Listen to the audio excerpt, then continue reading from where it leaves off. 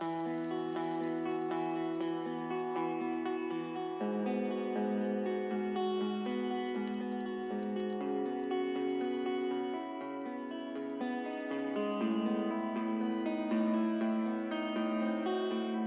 ai đó ghé đây, mượn bờ vai mỗi ngày, lúc bấp bênh rối bời, lúc chán chê cuộc đời. Chuyện tôi muốn nói đây về những ngày đắng cay, những giấc mơ không thành, những giọt nước mắt tự tình lúc không giờ.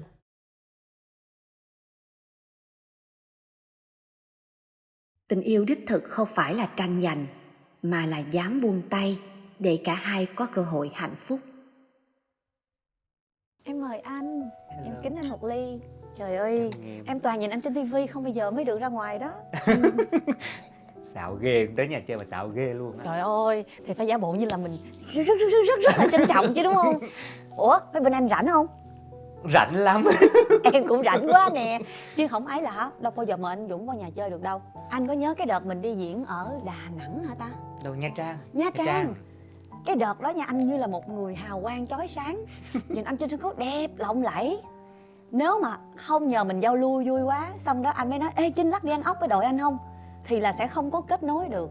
Tại vì em luôn nghĩ anh là cái gì đó rất là xa, giống như triệu triệu tinh tú ở trên trời vậy đó, không có nói chuyện. Hình như là cái này là cái cảm nhận nhiều người nói với anh. Bản thân anh thì rất là hòa đồng, nhưng mà không hiểu sao mà không biết cái bề ngoài của mình sao, mỗi lần mình đi show cái ngay cả quản lý cũ của anh cũng là anh. Hồi xưa anh Dũng rất là rụt rè. Hồi mới qua Mỹ thì mình không có biết nói tiếng Anh, cái mình bị ngại ra chơi á. Thì bạn bè người ta biết nói tiếng Anh, người ta đi giao lưu từng cái group với nhau vui lắm. Còn mình thì cứ cầm cái mâm cơm mình lủi thủi ngồi con góc à.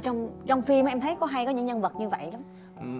Bây giờ em nói anh mới để ý ha. Đúng không? Thì bản thân anh cũng đã từng như vậy, xong cái mình thấy no, nếu mà mình cứ như vậy mãi thì mình sẽ bị nhút nhát, mình sẽ không bao giờ có bạn. Sau một năm đầu tiên là anh thấy anh phải làm một cái gì đó, và anh đã bứt phá bằng cách là mình cũng phải giao du nhiều với mọi người.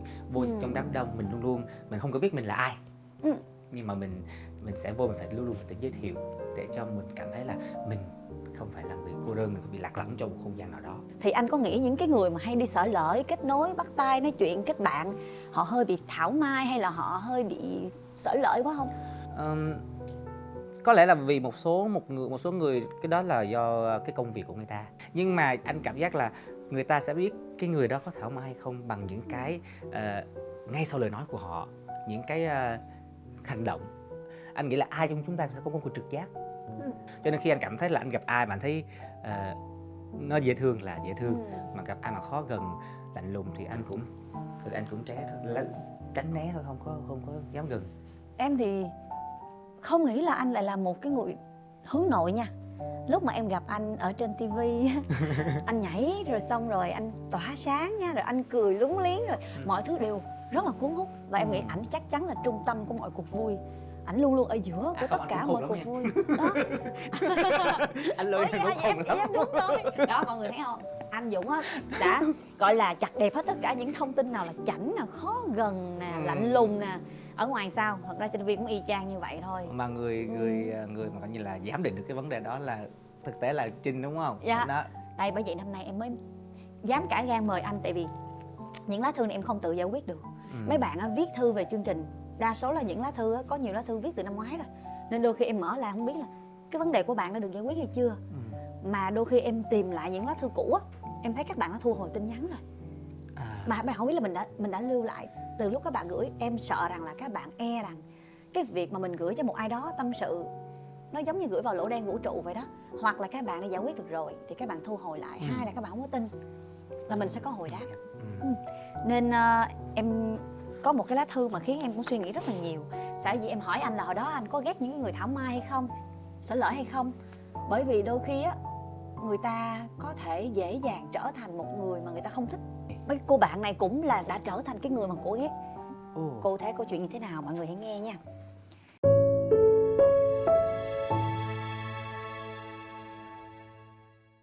Em chào chị Trinh. Em coi Tự Tình Lúc Không Giờ xong, em thật sự mới đủ dũng cảm nhắn tin với chị. Sau khi đọc thư này có lẽ chị sẽ ghét em vô cùng. Nhưng em thật sự bế tắc và không làm gì được. Em là nữ năm nay 17 tuổi. Em đam mê ca nhạc, nhất là hát, rap và DJ. Em sống tại Đà Nẵng. Thật sự con đường này rất khó khăn khi em không ở Sài Gòn. Và ba mẹ em cũng cấm cản em việc này. Sau bao nhiêu lần thất vọng, em đã tìm được một người anh dạy em về âm nhạc. Ảnh là DJ, ảnh rất giỏi. Em thấy các tác phẩm của ảnh tốt với em, thật sự là rất tốt. Không màng chuyện gì, em cảm nhận là anh rất tốt với em. Nhưng chị ạ, anh luôn đưa em đi giới thiệu với người khác để em được mọi người giúp đỡ. Rồi em vô tình có tình cảm với anh, dù em biết anh đã có người yêu. Em đau đớn vô cùng, em tự cố gạt bỏ tình cảm này. Em rất ghét trà xanh, vì ba em cũng có bồ nhí mà đánh đập nhà em. Em ghét đến mức sẵn sàng đánh trà xanh. Kể cả ba em có ngăn cản để người ta không có xen vào chuyện gia đình. Nhưng không ngờ em lại rơi vào trường hợp này chị ạ. Em đau đớn vô cùng. Rồi chuyện gì đến cũng đến, em đã ngủ với ảnh. Tất cả là em tự nguyện. Em vứt hết giá trị của mình để được bên anh, dù là vị trí nào, trà xanh, tình nhân, gì cũng được. Nhưng anh từ chối. Nhưng tối đó anh đã nói với em là nếu em muốn chúng ta chỉ là tình một đêm thì anh chấp nhận. Vì em quá say em chấp nhận hết. Lúc ân ái với nhau anh cũng có nói thật sự anh muốn ngủ với em rất nhiều lần, dù anh đã có người yêu. Anh khiến em thật sự không muốn trách anh, vì con trai mà. Để rồi ngày hôm sau đêm đó em càng yêu ảnh hơn. Em không thể giấu được cảm xúc được. Nhưng anh vẫn rất bình thường và nhiệt tình với em. Em thấy có lỗi với anh và người yêu của anh. Nhưng chị à, làm sao em từ bỏ tình cảm này khi lúc nào em cũng gặp anh? Em nên làm gì hả chị? Em như đánh mất chính mình. Đêm ân ái đó, những hành động và câu nói của anh luôn hiện ra trong đầu em. Em có chuyện gì anh cũng giúp. Khi em online lâu, ảnh cũng nhắc em đi ngủ đi, mà là nhắc qua Zalo. Em càng ngày càng tụt cân, lao vào bia rượu thuốc lá. Có lẽ em không nhận được tình cảm từ gia đình nên em mới như vậy. Mong chị có thể đọc và cho em lời khuyên. Dù gì em cũng chỉ là con gái thôi, em không thể mạnh mẽ suốt được. Chân thành cảm ơn và chúc chị luôn thành công trong cuộc sống. Bởi thế người ta mới có cái câu là never say never. Never say never. Đừng bao giờ nói không bao giờ. Tôi sẽ không bao giờ trở thành một ai đó. Đó, đúng rồi.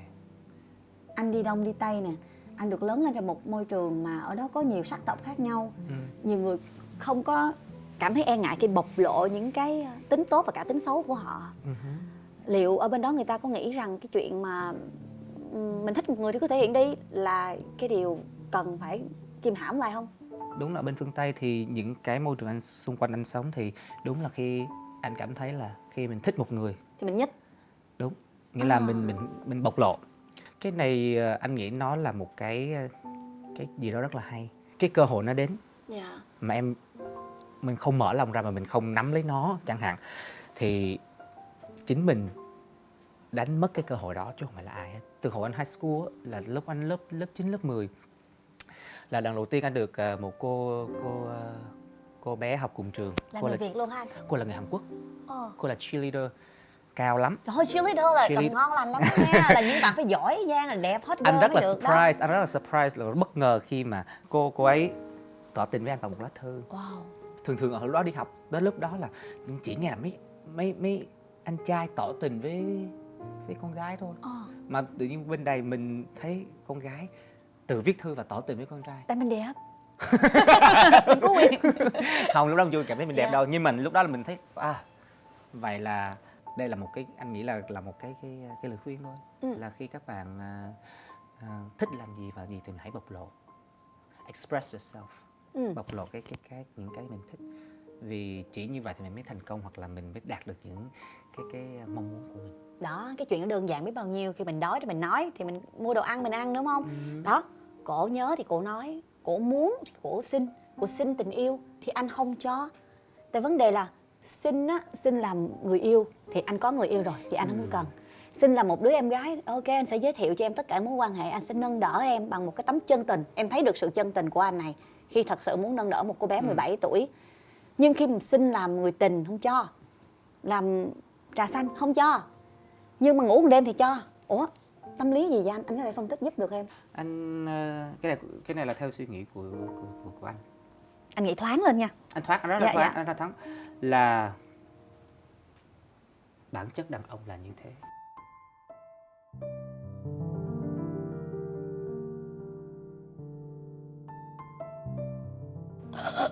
Đâu? Tất nhiên là sẽ có đàn ông họ không như vậy, họ Dạ. sẽ cố gắng không như vậy, nhưng anh có những cái nhận định anh học được và anh biết được thì anh thấy đa phần đàn ông cái bản năng của họ là nói về bản năng chứ phần con rất là nhiều. Đàn ông là phải sinh sản thì cái chuyện nhu cầu, cái chuyện đó anh nghĩ anh bạn này đang nói tới thì Dạ. cũng rất là đàn ông ở khía cạnh là anh không thể có người thứ ba là có một đứa vợ bé hay là người tình, đúng không? Dạ. Thì đó là Từ chối thẳng luôn. Từ chối chặt thì đó là một điểm khác anh thấy là rất là đàn ông ở đó. Nhưng mà cái chuyện tình một đêm hả? Thì được. Em đang suy nghĩ cái chi tiết đó. Cám dỗ mà. Mà đang say nữa nha. Quan trọng là người đó có say không? Ờ. Hay là chỉ có bé này say thôi? Nếu mà là anh say thì anh có cho người khác một cơ hội không? Có nghĩa là em không cần gì anh, chỉ cần em ở gần anh là em hạnh phúc lắm rồi. Thì anh thấy em tội nghiệp quá, anh có cho em một cái cơ hội để mà em thỏa mãn cái ước mơ của em thôi. Rồi sau đó không có nhìn em nữa. Anh có bao giờ thương người đến mức đó không? Nó nghĩ chắc không được. Cái đó nó trở thành là take advantage, nghĩa là lợi dụng mà. Nghĩa là em sẽ đổ lỗi hết tất cả là khi anh say. Anh không biết nữa, anh thấy Em hiểu ý của anh, tại vì đa số những lá thư em nhận được ấy, ở cái chi tiết mà họ tỏ tình hoặc là những cái chi tiết đau đớn nhất đời họ đó, thường dính tới tiền bạc hoặc là rượu chè. Có nghĩa là được tỏ tình trong một cái đêm say hoặc là đã ngủ với nhau trong một đêm say. Nên mối quan hệ này mình sẽ không thể giải quyết được, tại vì nó là chuyện đã rồi. Nó là cái chuyện ngủ thì đã ngủ rồi. Có làm sai với người kia thì cũng đã làm sai rồi. Nhưng vấn đề cô gái ở đây hiện là vẫn còn đang trong cái tình trạng nghĩ rằng mình rất là xấu xa, mình rất là tội lỗi, mình rất là bê tha. Mình nửa muốn giật ảnh, nhưng mình nửa cảm thấy cái sự chính trực của mình cảm thấy xấu hổ và vô cùng có lỗi với người yêu của ảnh là có luôn. Giống như là thiện ác, hai con số đen số trắng nó đều hiện diện rất là rõ. Nhưng mà 18 tuổi vẫn là một cô gái. đúng. Rất là nhiều những cái thiếu thốn trong trải nghiệm. Một cô gái như vậy tìm lời khuyên cho anh. Anh ơi, em có nên tiếp tục yêu anh DJ này không?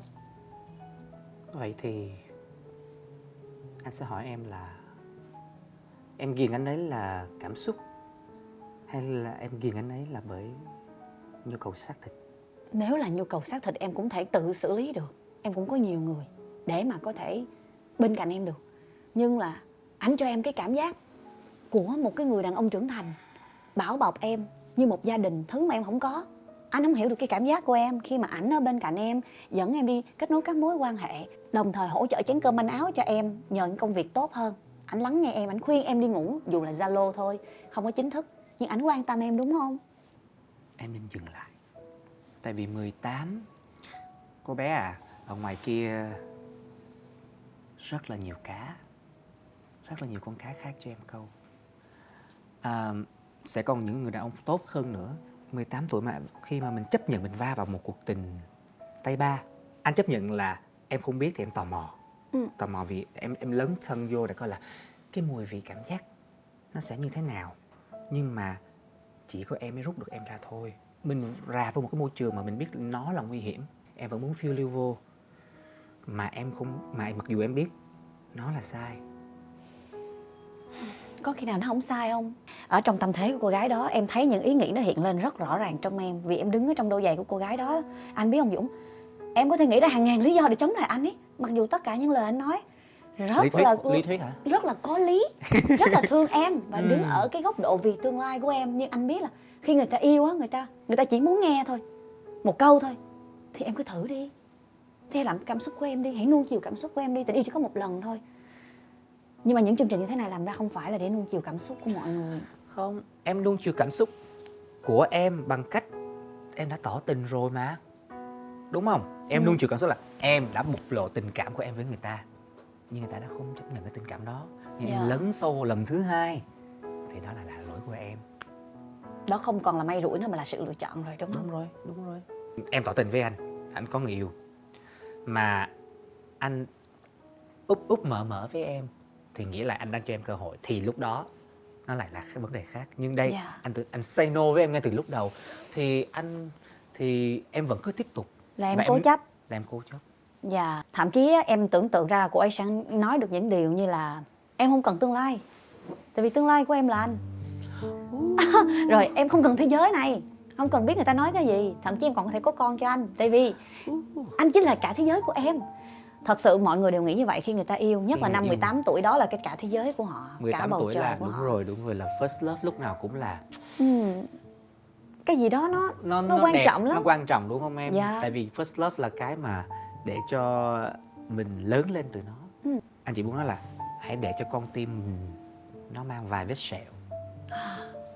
Thì khi em biết trong tim mình nó mang vài vết sẹo rồi thì em sẽ biết lựa chọn như thế nào để nó đừng có mang thêm sẹo nữa. Dạ. Yêu như thế nào, lựa chọn như thế nào. Vì tim mình mà mình, nó là một cái thứ gì đó nó có đầy cảm xúc.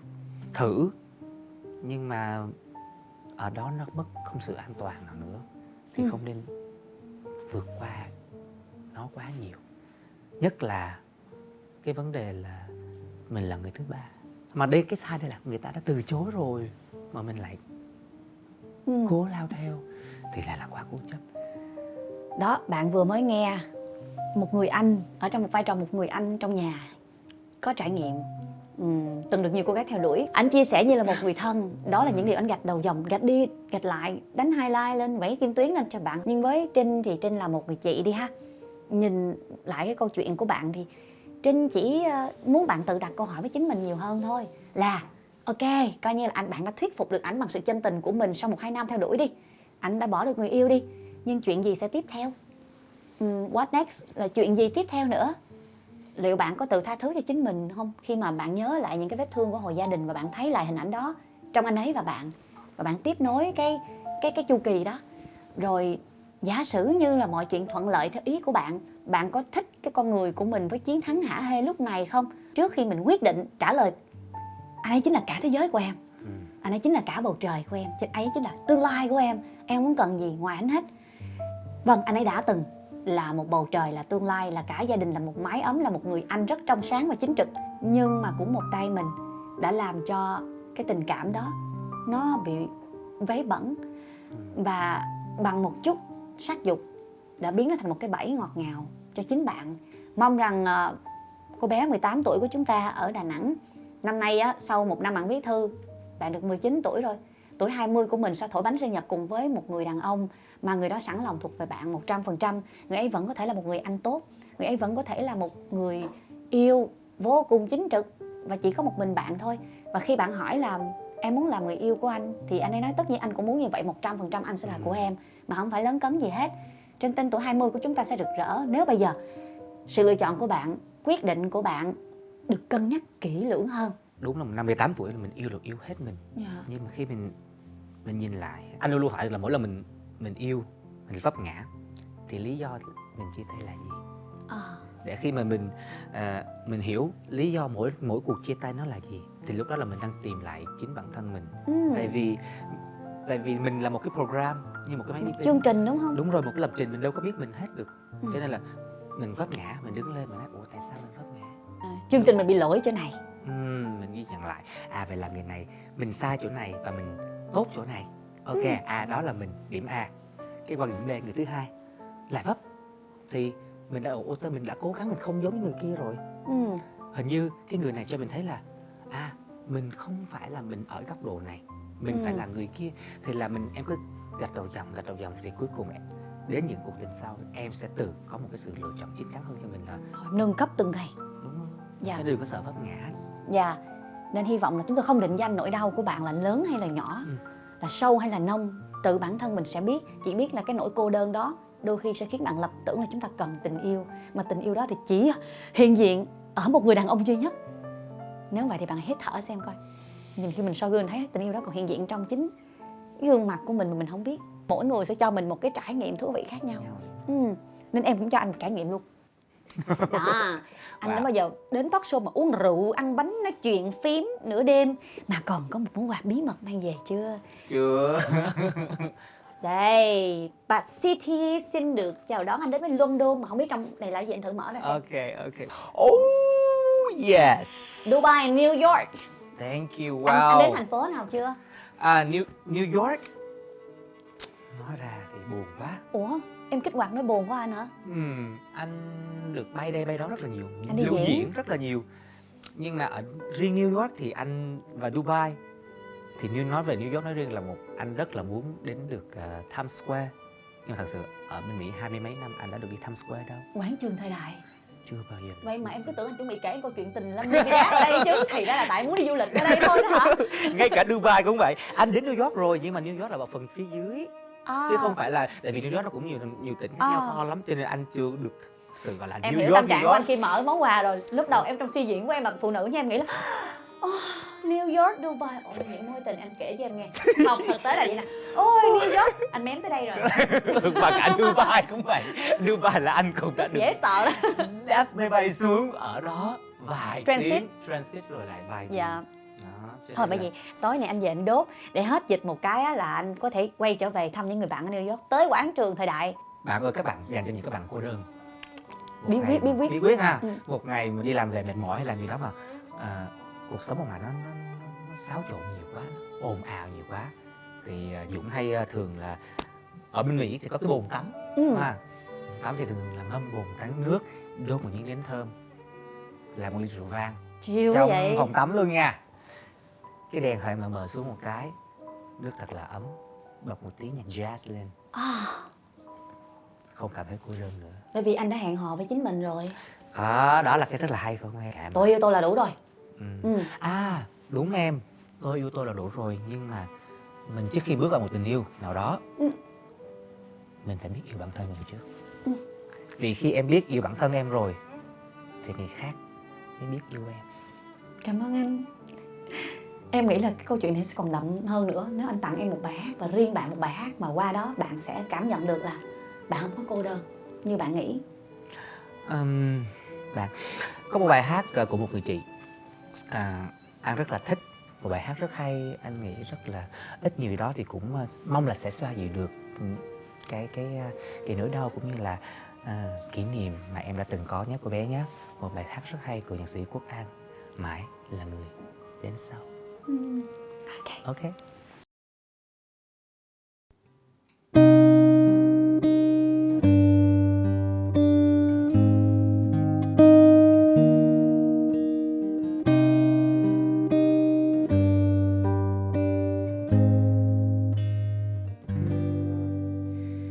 Vì sao em cứ mãi yêu người, nguyện yêu anh, yêu mãi muôn đời. Anh đâu hay tình anh đã đến sau. Ngày hôm nay em muốn quên người, mà lòng em cứ nhớ thương hoài. Anh yêu ơi, em biết đi về đâu. Nếu mai này ta xa nhau, em sẽ không quên bao lời yêu anh trao. Vẫn mong một ngày bên anh, sớt chia buồn vui trong đời. Và nếu mai này ta xa nhau, anh sẽ mang theo ân tình xưa em trao. Thế gian tình trái ngang, cớ sao vội tan. Vì em vẫn mãi là người đến sau, yêu anh trong nỗi đau. Vì em vẫn mãi là người đến sau, giấc mơ phai tàn màu. Vì em vẫn mãi là người đến sau, em yêu anh khát khao. Biết mãi là người đến sau, nên ta đành mất nhau. Cứ để cho cô ấy khóc đi. Nước mắt ấy đã đầy từ năm tháng, còn hơn là trái tim hoài khô cạn, muốn gào lên mà ráo hoảnh nhìn đời. Cứ kệ cho cô ấy ngã chút chơi, tự đứng dậy mới thấy chân mình quý.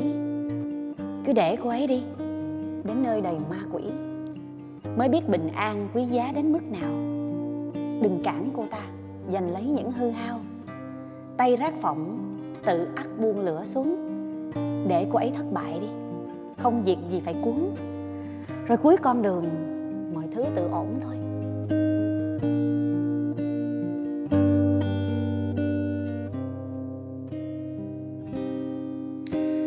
Nếu mai này ta xa nhau, em sẽ không quên bao lời yêu anh trao. Vẫn mong một ngày bên anh, rất chia buồn vui trong đời. Và nếu mai này ta xa nhau, em sẽ mang theo ân tình xưa anh trao. Thế gian tình trái ngang và cớ sao vội tan, vì em vẫn mãi là người đến sau, yêu anh trong nỗi đau. Vì em vẫn mãi là người đến sau, giấc mơ phai tàn màu. Vì em vẫn mãi là người đến sau, em yêu anh khát khao, biết mãi là người đến sau, nên ta đành mất nhau. Vì em vẫn mãi là người đến sau, yêu anh trong nỗi đau. Vì em vẫn mãi là người đến sau, giấc mơ phai tàn màu. Vì em vẫn mãi là người đến sau, em yêu anh, yêu khát khao, biết mãi là người đến sau, nên ta đành mất nhau. Biết mãi là người đến sau, nên ta đành mất nhau. Em muốn anh ngồi đây hát cho em nghe hoài quá, nhưng mà còn có người đến sau nữa. Hẹn anh đêm khác nha. Hành trình đêm khác và hẹn lại các bạn một ngày gần nhất. Tự tin